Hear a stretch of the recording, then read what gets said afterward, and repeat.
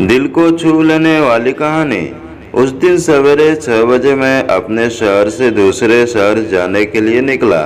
मैं railway station पहुंचा, पर देरी से पहुंचने के कारण मेरी ट्रेन निकल चुकी थी। मेरे पास 9:30 की ट्रेन के अलावा कोई चारा नहीं था। मैंने सोचा कहीं नाश्ता कर लिया जाए। बहुत जोर से भूख लगी थी। मैं होटल की ओर जा रहा था। अचानक रास्ते में मेरी नज़र फुटपाथ पर बैठे 2 बच्चों पर पड़ी।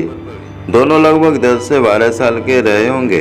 बच्चों की हालत बहुत खराब हो चुकी थी। कमजोरी के कारण अस्थि पिंजर साफ दिखाई दे रहे थे। वे भूखे लग रहे थे।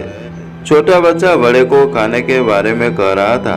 बड़ा उसे चुप कराने की कोशिश कर रहा था। मैं अचानक रुक गया। दौड़ती भागती जिंदगी में ये ठहर से गए। जीवन को देख मेरा मन भराया। सोचा इन्हें कुछ पैसे दे दिए जाए। मैंने इन्हें 10 रुपए देकर आगे बढ़ गया। तुरंत मेरे मन में एक विचार आया, कितना कंजूस हूँ मैं। 10 रुपए में क्या मिलेगा? चाय तक ढंग से न मिलेगी। स्वयं पर शर्म आई, फिर वापस लौटा। मैंने बच्चों से कहा कुछ खाओगे? बच्चे थोड़े असमंजस में पड़े। मैंने कहा बेटा मैं नाश्ता करने जा रहा हूँ, तुम भी कर लो। वे दोनों भूख के कारण तैयार हो गए। उनके कपड़े गंदे होने से होटल वाले ने डांट दिया और भगाने लगा। मैंने कहा भाई साहब उन्हें जो खाना है वो उन्हें दो, पैसे मैं दूंगा। होटल वाले ने आश्चर्य से मेरी ओर देखा। उसकी आंखों में उसके बर्ताव के लिए शर्म साफ दिखाई दी। बच्चों ने नाश्ता, मिठाई व लस्सी मांगी। सेल्फ सर्विस के कारण मैंने नाश्ता बच्चों को लेकर दिया।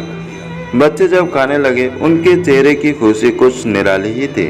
मैंने बच्चों को कहा बेटा अब जो मैंने तुम्हें पैसे दिए हैं उसमें 1 रुपये का शैम्पू लेकर हैंड पंप के पास नहा लेना और फिर दोपहर शाम का खाना पास के मंदिर में चलने वाले लंगर में खा लेना।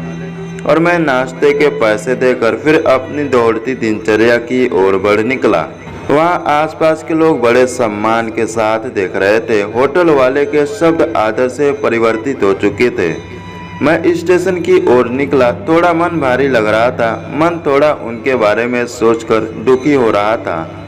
रास्ते में मंदिर आया। मैंने मंदिर की ओर देखा और कहा है भगवान आप कहाँ हो? इन बच्चों की यह हालत, ये भूख, आप कैसे चुप बैठ सकते हैं? दूसरे ही क्षण मेरे मन में विचार आया, पुत्र अभी तक जो उन्हें नाश्ता दे रहा था वो कौन था?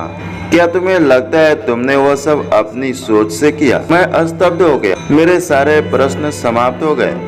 ऐसा लगा जैसे मैंने ईश्वर से बात की हो। मुझे समझ आ चुका था हम निमित्त मात्र, उसके कार्यकलाप के वो महान है। भगवान हमें किसी की मदद करने तभी भेजता है जब वो हमें उस काम के लायक समझता है। किसी मदद को मना करना वैसे ही है जैसे भगवान के काम को मना करना।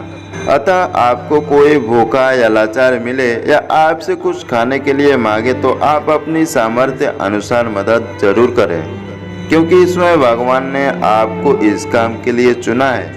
चलिए आज की सुहानी सुबह का शुभारंभ करें कुछ इसी संकल्प के साथ कि भिक्षावृत्ति को हम बढ़ावा ना दें, लेकिन अशक्त, लाचार और भूखे की मदद हम जरूर करें। ईश्वर से प्रार्थना हमें सद्बुद्धि प्रदान करे और इस लायक बनाए। हम बदलेंगे, युग बदलेगा। हम सुधरेंगे, युग सुधरेगा। पहले अपने आप सुधारो। आओ यारो मिलजुल कर हम मानवता का रूप निखारें। दोस्तों इस वीडियो को ज़्यादा से ज़्यादा शेयर करें। धन्यवाद।